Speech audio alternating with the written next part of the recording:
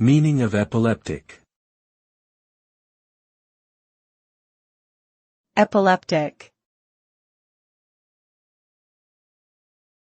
Epileptic. Epileptic. Epileptic. Epileptic is an adjective that describes a person or symptom related to epilepsy, a neurological disorder characterized by recurrent seizures.